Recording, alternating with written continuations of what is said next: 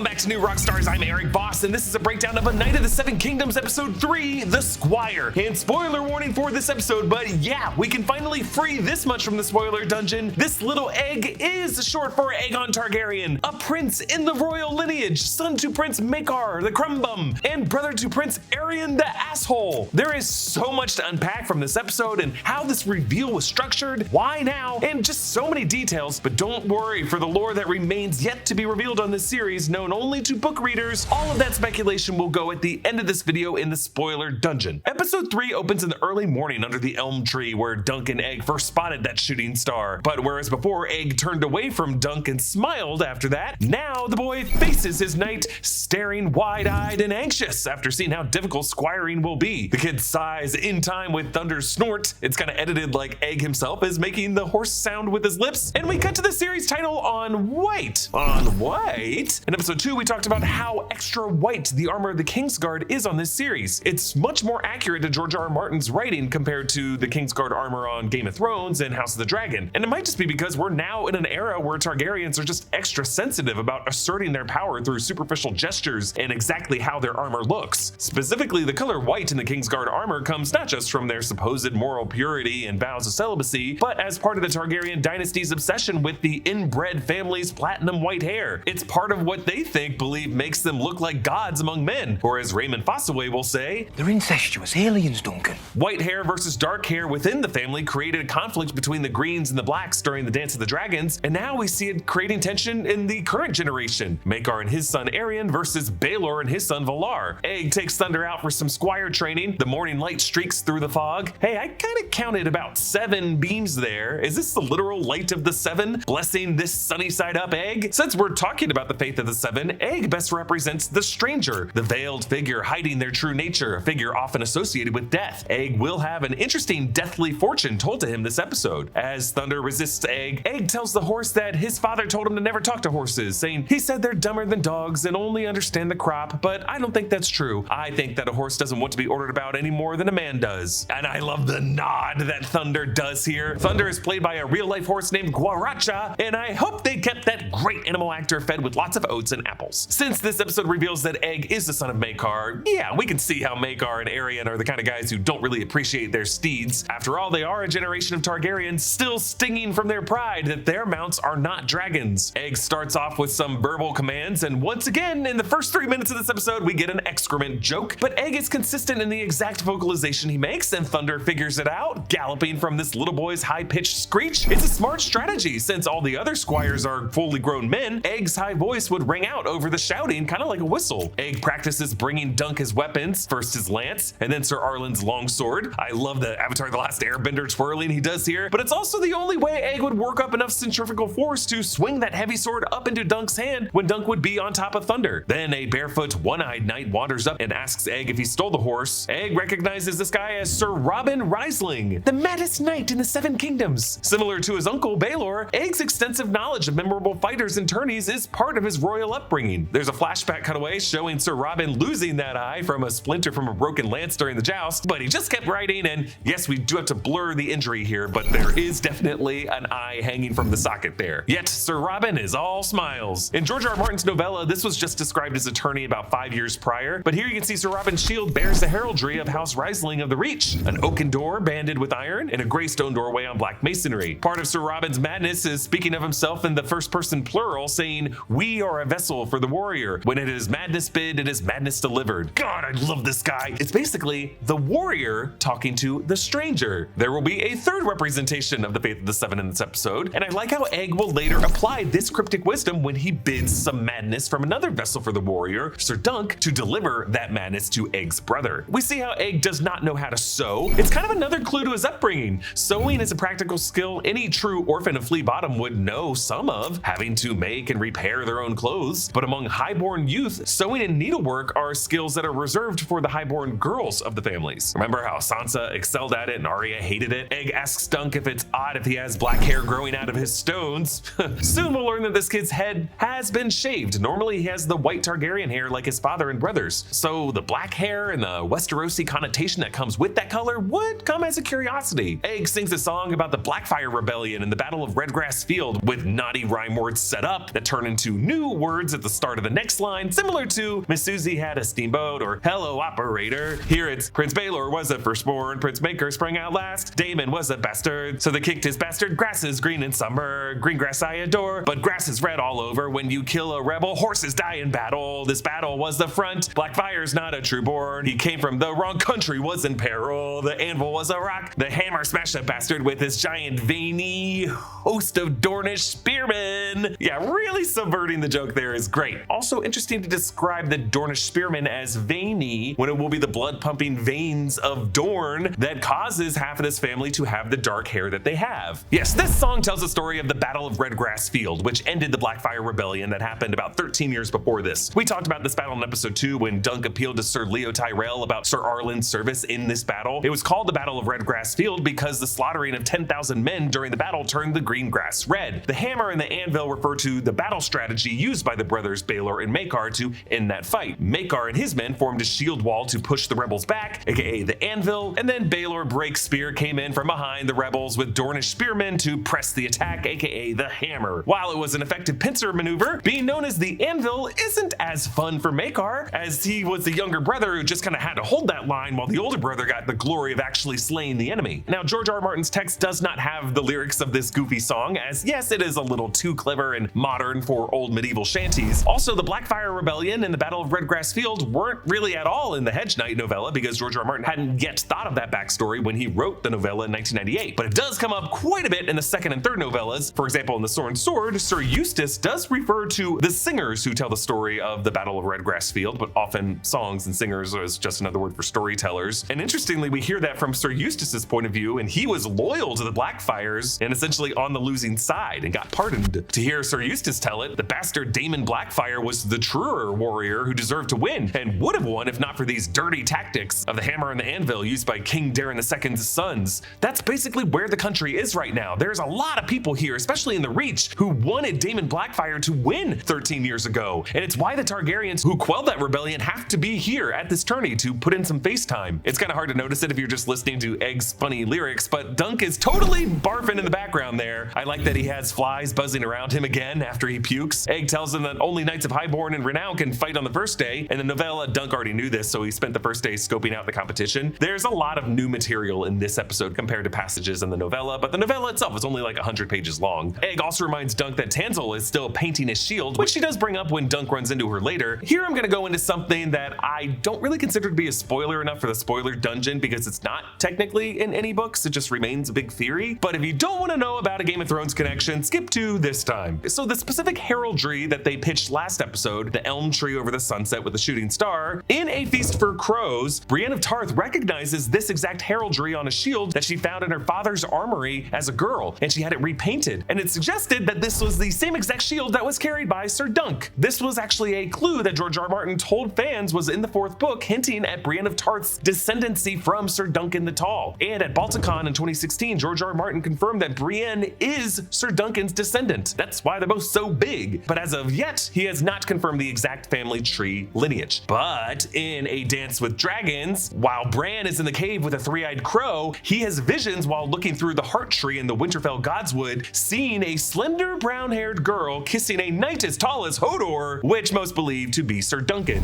And in a blog in 2014, George R. R. Martin had confirmed Dunk and Egg visit Winterfell in their time in the north after a tourney at White Hills. So maybe Brienne's ancestor was some Winterfell girl that Dunk knocked up. Dunk buys some goose eggs from a vendor who's either deaf or speaks in other languages. It looks like a mummer stage is in the background being built, maybe some stiff competition for the puppet show. Dunk has this awkward flirt with Tanzel and Egg ribs him for it. With Dunk's appetite back without the fear of competing that day, they enjoy the yummiest looking breakfast Sandos I've seen since Birds of Prey. While it ain't jerky, the knight and Squire do end up leaning against a tree as they feast, just like Dunk and Sir Arlen did in episode 2, in that fond memory. The first joust we see this episode is Sir Humphrey Beesbury on the left and Sir Humphrey Harding on the right. These two Humphreys are actually brothers by marriage, married to sisters of House Waynwood from the Vale of Arryn. Egg's reaction is great here, but the joust as described in the novella gives us more context. Sir Humphrey Harding and Sir Humphrey Beesbury, a bold young knight in yellow and black stripes with 3 beehives on his shield, splintered no less than a dozen lances apiece in an epic struggle the small folk began calling the Battle of Humphrey. And I like how you can see a few broken lances on the ground around them already in this shot. Sir Humphrey Harding was the champion of this match, retaining his title. Aerion will challenge him later in the day. Even in the daylight here, Aeg has no fear of being seen. His father, Prince Maekar, is not there watching. You can see his seat on the grandstand is empty. We'll learn later he's out looking for his sons. Next, we see Sir Andrew Ashford, one of Lord Ashford's sons, taking on a Stokeworth, I think, in this awesome point of view shot. You can make out the golden chalice with the lamb inside of the shield on the helm of that knight. Usually the Stokeworths, though, are represented by a lamb holding a chalice, as we see in House of the Dragon during the Battle of Rook's Rest. Maybe this knight was going for like a different interpretation for his sigil. Regardless, Sir Andrew holds on to his champion status. You know a friendship is legit when Dunk and Aeg are comfortable mocking each other's voices. Oh, Meg, I can't even drink a pint of ale. Yeah, because it's disgusting. Oh, it's not disgusting. It's disgusting. I mean, besides the fact that the kid is 9, it's just more evidence that the grape-eating Aeg is highborn. Dunk compliments Aeg's work ethic, and when Aeg asks to stay on as Dunk's squire after the tournament, Dunk almost makes that promise, but he gets interrupted by Plumber the Seward. I love this match cut of Plumber hawking up a loogie in the wide shot and then spitting it out in the second setup, suggesting from the first place to the second place, the guy was spitting like Johnny Appleseed. Plumber wants to make Dunk a champion by having Lord Ashford's son Andrew take a dive to cover Lord Ashford's debts. This subplot is not in the novella, but I appreciate this as character development for Dunk, not wanting a victory that he didn't earn. I mean, now even knowing that some knights might be taking dives to help lords on the sidelines settle their bets just kind of taints the honor that Dunk hoped to gain from this tourney. As we'll see, this was never really a sports story. The whole tourney is really a pageant where these houses and princes do their dances of pride, while a very real separate trial lies ahead for Dunk. For today's joust, it's Prince Aegon Brightflame. Again, since the dragons are gone, the Targaryens really rely on the pageantry of their festooned armor to strike fear into their subjects. The armor and helm worn by Aerion here and his horse have an intricate red flame pattern. Aerion's shield sigil is not the red three-headed dragon on black of his family, but it looks more golden. In the text, George R. R. Martin described his look this way. Aerion bore a three-headed dragon on his shield, but it was rendered in colors much more vivid than Valar's. One head was orange, one yellow, one red, and the flames they breathed had the sheen of gold leaf. His surcoat was a swirl of smoke and fire woven together, and his blackened helm was surmounted by a crest of red enamel flames. Yeah, notice the costumer really did get that swirl of smoke and fire woven together on the surcoat. That's attention to detail, baby! Aerion lifts his helm to get a look at the grandstand, and his uncle Baelor nods warily, twisting his ring with anxiety. Later, Raymond Fossaway will tell Dunk, Aerion, he's all smiles and chivalry as long as his father's watching. And now that Aerion sees that his father Maekar is not on this stage, Aerion knows he can play dirty here, and Uncle Baelor knows his nephew is about to do this. And a savvy politician like him is really bracing himself for his asshole nephew about to piss off these locals in the Reach. Aerion rides up to Baelor's son, Valar. Not to worry, cousin, I won't embarrass you today. Finn Bennett was off camera for that line, so I feel like he might have said something even douchier in the earlier cut. Even riding up to Valar first is like kind of a fake out threat from the white-haired branch of the family to the dark-haired second in line for the throne. Remember, in episode 2, Dunk saw Valar and speculated, He's the favorite, I'd wager. I'll take that bet, sir. yeah, Aeg said, I'll take that bet. Now that we know that Aeg is a prince, that was this prince lowering expectations on his dark-haired cousin. Maybe because he knew that his brother Aerion plays much dirtier. Beside Valar's pavilion, you can see the other champions pavilion, Sir Humphrey Harding, Sir Lionel Baratheon, and Sir Andrew Ashford. And in another shot you can see next to Valar's tent is Lord Leo Longthorn Tyrell's tent, as he is a 5th champion. Aerion calls out Sir Humphrey Harding, come out, little knight. Big words from a shrimpy little punk who looked tiny next to Dunk in episode 2. In the opening charge, Aeg shouts, kill him, kill him! At first, Dunk seems worried. Is his squire audibly urging Sir Humphrey to kill a prince? But now that we know that Aeg is a prince himself, it's even crazier. He's begging Sir Humphrey to kill his own brother. He's saying, please, my brother's a psychopath. This is the one legal setting he can be killed. He must be stopped. Aerion dodges Sir Humph first, lifting his lance, kind of a taunt to throw Sir Humph off his balance and begin the next charge before Sir Humph could get another lance. The crowd already sees this as a dick move and starts booing. But now Dunk spots Aerion lowering his lance, aiming not at Sir Humph, but for the horse. And, well, yeah, we can't show it, but this poor creature gets stabbed through the neck and goes down, falling on top of Sir Humph and shattering his leg. I like the detail of the shot where the crowd reacts to Sir Humph and Dunk is already looking down. He's wincing at the harm that was done to the horse, as he loves horses as much as people, maybe more. And yeah, he probably knows what's gonna follow for Sir Humphrey. We get some great reaction shots of Lady Gwyn, and Baelor makes a face face like,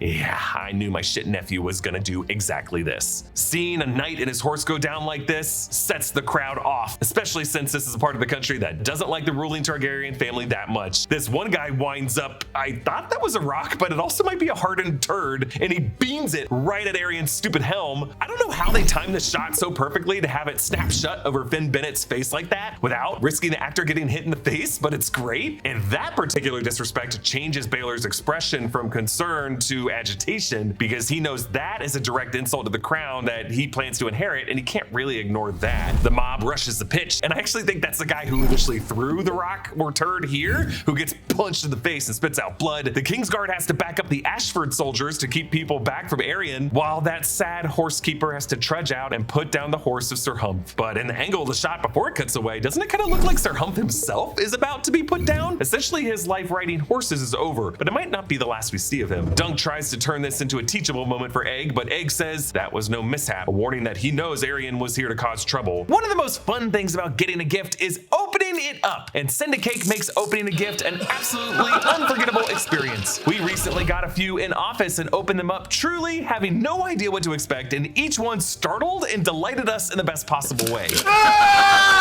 It was so fun. All of us immediately hopped on sendacake.com to pick out a favorite to send to family. I loved all 3 boxes we got. There was a billionaire box that shot out $100 bills and a bubble box that lit up and sprayed bubbles everywhere. But I think my personal favorite was the Dubai Cake Explosion bundle. The box that came in was gorgeous and had all these custom photos of the new Rockstars crew that we were able to pick out ahead of time. Plus, when we opened it up, paper butterflies flew out and silver caramels cascaded down to reveal a Dubai chocolate pistachio cream cake, which was so good. Send a Cake ships to all 50 states and everything shows up ready to go. Literally all we had to do was open a box, wait for the giggling to stop, and eat some cake. Truly delightful. To send a cake for yourself, click the link in the description and use code ROCKSTARS to get 10% off your order. Thanks to Send a Cake for sponsoring today's video. In the Baratheon Pavilion, Sir Lionel sings and dances with Sir Manfred Dondarrion. Sir Stefan Fossaway is there too, turning this gala into a gala apple. They all sing a bawdy song about a woman named Alice who only had 3 fingers that she used to pleasure men. Oh, Sir Alice was the special lass, born bereft her thumb,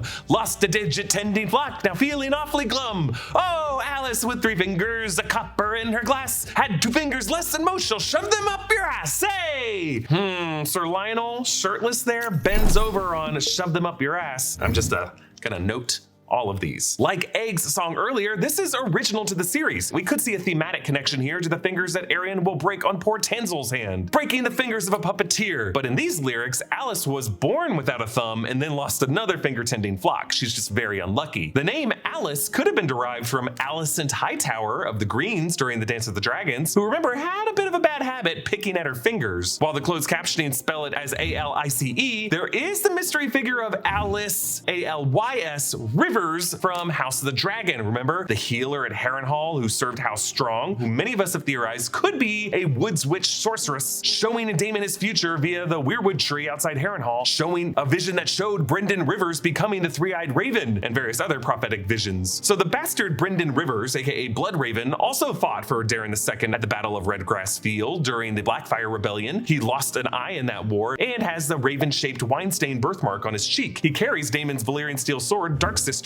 He has a reputation as well of being a sorcerer and a spy master. That version of that character we saw in that one shot played by actor Joshua Ben Tovim could show up on this series, maybe even in season 2. Yeah, the guy is kind of an ageless figure who becomes Max von Sydow's character in Game of Thrones. Egg asks Dunk if Alice was ever real, and they agree that there probably was an Alice, but the name of the woman in the story might not have been Alice. Egg laments that there was a crippled girl who was so talented at pleasuring men, but no one could bother to credit her true name. Dunk doesn't know what lesson to take away from this, but Egg wisely says, perhaps it is a story of honor, a misfortuned girl making the best of her natural gifts. Is this not the act of a dogged spirit, giving more than what is asked? The whole arm bone, as it were? Dunk then wonders if the name doesn't matter, it's a story that abides, and Egg says, her name is Hope, sir, belongs to all who invoke it. Damn, this was original writing for this series. It's not taken from George R. R. Martin's text. Egg, as the stranger of this episode, gives the name Hope to this dogged spirit, where the representation of the warrior and Sir Robyn called it madness. This is wisdom both of these misfits will heed as they seek to redefine what honor and chivalry really are in this dishonorable and unchivalrous world. Dunk asks Egg if he knew his father, and Egg says, no, not really. Egg is certainly thinking of Maekar here, and hey, how many of us actually know our fathers? I mean, as the fourth born of his family, Egg would probably feel quite distant. Dunk tells Egg that he most likely saw his dad hanged for being a thief. This is somewhat similar to how Dunk recalls his father in the second Hedge Knight novella, The Sworn Sword, only there was the cook making the brown who claimed to have seen him hanged, and Dunk holds out hope that his father might be alive as a criminal sent to the wall. They pass Plumber and Lord Ashford, possibly making the wagers Plumber was talking to Dunk about earlier, and look closely, there's Lord Maekar Tully there too. So there you go, several lords are in on this whole fixing scheme. Truly, there's no honor in this tourney. A fortune teller tells Dunk, you shall know great success and be richer than a Lannister. And then to Egg, she seems to get very serious here, and she says, you shall be king and die in hot fire, and worms shall feed on your ashes, and all who know you shall rejoice in your dying. This woman's eyes are draped in shadow. So in the Faith of the Seven represented in characters in this episode, we've gotten the Stranger, the Warrior, and now the Crone, the old wizened woman, sometimes a future teller, depicted carrying a lantern, who supposedly let the first raven into the world when she peered through the door of death. This Carney is sounding like she too has peered through death's door. Along with the dream mentioned by the drunk man in the inn in episode 1, this is another instance of prophecies spoken for the future of these characters and how those fortunes affect them. Yes, it's a shockingly specific fortune for a 9-year-old boy, but Dunk laughs it off as a ghost story that you would tell to freak a kid out. For Egg though, who knows he's a prince deep down in the royal lineage, like I think he's like 11th in line after Baelor and his two sons, and then Baelor's brothers Aerys and Rhaegal, and then Maekar, and then Maekar has several kids older than Egg. So this fortune would mean that all of these people die before their time or something crazy happens. But I really think for Egg in this moment, it just feels like punishment after Egg shouted, kill him, at his brother Aerion. They run into Raymond Fossaway. Egg avoids eye contact, likely not wanting to be recognized by a member of a noble house. Raymond invites them for a cup of cider. Of course, it would be an apple-based drink. Raymond's collar even looks like an apple that's been sliced down the middle. So sure, let's get apple sauced. Raymond reports that Lord Ashford made Aerion give away his horse. Yeah, the same horse that Dunk whispered to in episode 2 to Sir Humphrey as retribution for his fallen horse and his leg. Duncan for a second still doubts that Aerion might have targeted the horse on purpose, and Raymond drops the truth harder than the apple that hit Newton on the head. They're incestuous aliens, Duncan. And he goes on saying, blood magicers and tyrants who have burned our lands, enslaved our people, dragged us into their wars without a mote for respect for our history and our customs. Every pale-haired brat they saddled on us has been madder than the last, God knows how. The only honorable thing a Targaryen can do for this realm is finish on his wife's tits. Whoa! Some liquid courage in that cider. He says he got the last part from Stefan.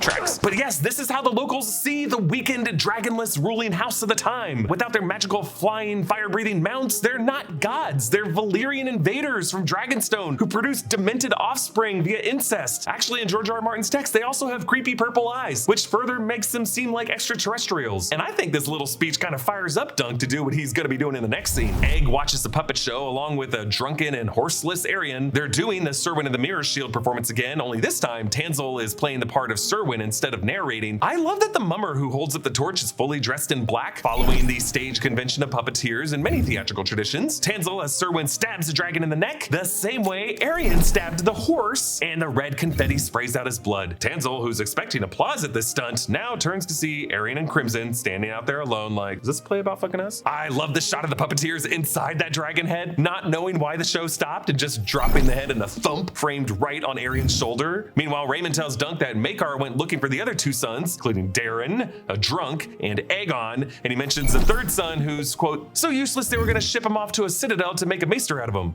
Since this episode now reveals Egg is Aegon, I think we can feel okay saying this outside of the spoiler dungeon that yes, this third brother is Maester Aemon from Game of Thrones, who references his brother Egg on his deathbed. Egg. His little brother.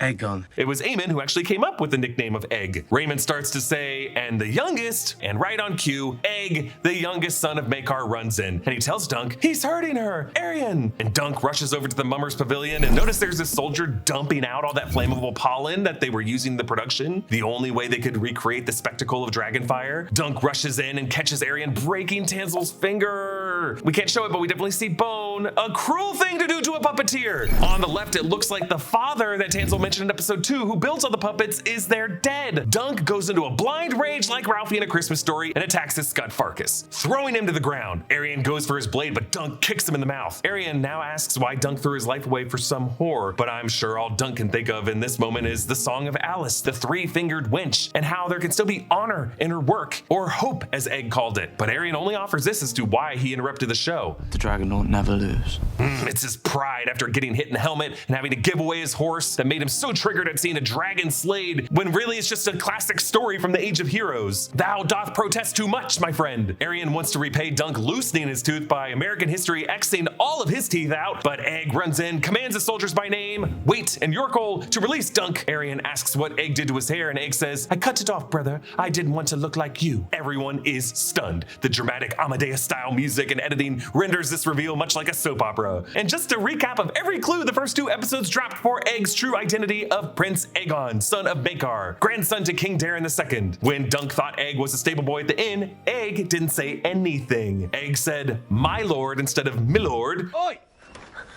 My lord. Revealing his highborn upbringing like Arya did with Tywin Lannister in Game of Thrones Season 2. Egg did not pick up that penny that Dunk threw for him because he's a prince, he doesn't need it. Egg pronounced his name like Egg, not Egg. You got a name, thief? Egg. As it was kind of short for Aegon with the Valyrian pronunciation. Egg called the Tyrells and Dundarians royal lapdogs, something only a prince would feel confident saying. Egg got nervous when the Targaryen banners arrived at Ashford and fled back to the camp to avoid recognition. Egg has a knowledge of knights and tourneys and high horses and the crabbing industry that really only a prince would have. Egg is totally a snob about jerky and ale and bugs in his drink. Egg had strong thoughts about his cousin Valar. I'll take that bet. And his brother Aerion, saying, kill him! Egg is a loyalist about the Blackfire Rebellion and sings clever little songs celebrating his family's victory at Redgrass Field. And Egg is worried about his black carpet not matching his white drapes. So a question to ask though, did Egg know what he was doing when he asked Dunk to intervene with Aerion and Tanzel? Surely he knew that he'd either be dooming Dunk to death or just stirring up some major conflict, but I think his impulse also came in part from his earlier cries to kill him. He wanted to kill Aerion here. Going to get Dunk wasn't just an act of honor to protect the defenseless Tanzel, because Egg could have stepped forward and ordered Aerion's guards to restrain his drunken, out-of-sorts brother and protect Tanzel himself. No,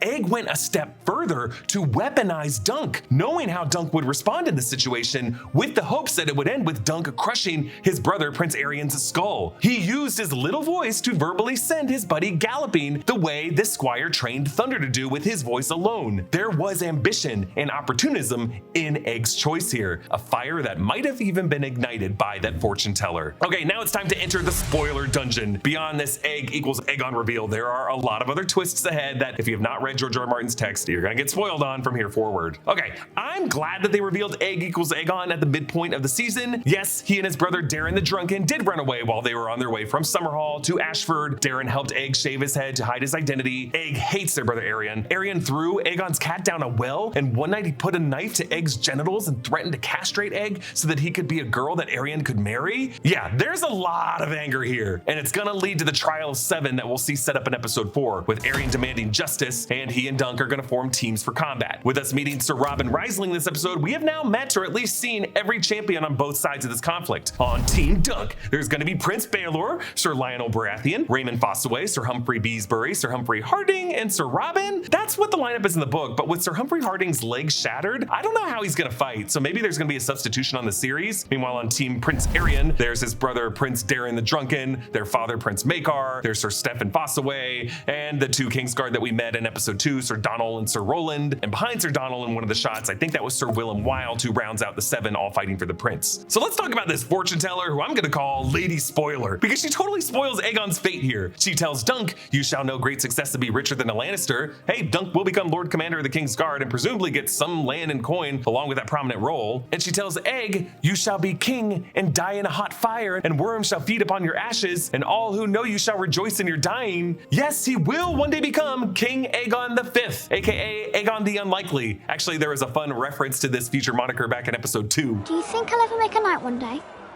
Sure, why not? You're a likely lad. Both Egg and Dunk will die in a fire at Summerhall in 259 AC. George R. R. Martin has left it a mystery as to how that fire starts, or if it was always burning since the world's been turning. But hey, maybe a shooting star that lands in some dry kindling in the palace? Maybe some flammable pollen? Maybe it was a fire started by the ghost of Highheart, the woods witch that Jenny of Oldstones brought with her to Aegon's court. While King Aegon V will do a lot for the small folk during his reign, those highborn men that really know him undo a lot of his reforms. He's not a popular guy among many of the people we meet on this show. Like, a lot of those future lords are going to curse his name, like his children and Lionel Baratheon. Aegon's future son Duncan the Small, named after his knight Sir Dunk, that son betrays his betrothal to the daughter of Lionel Baratheon and instead falls for Jenny of Oldstones. And that's going to lead to Lionel raising a rebellion that Sir Duncan will have to put down. Pretty tragic considering the friendship these two men currently enjoy. I love this idea that this fortune teller at the tourney of Ashford might have both planted the seed of Egg's ambitions and him trying too hard to get people to like him, ultimately leading to him becoming a victim to a self-fulfilling prophecy. Will this series ever get that far into the future? Well, showrunner Ira Parker told Esquire that ideally he would love to do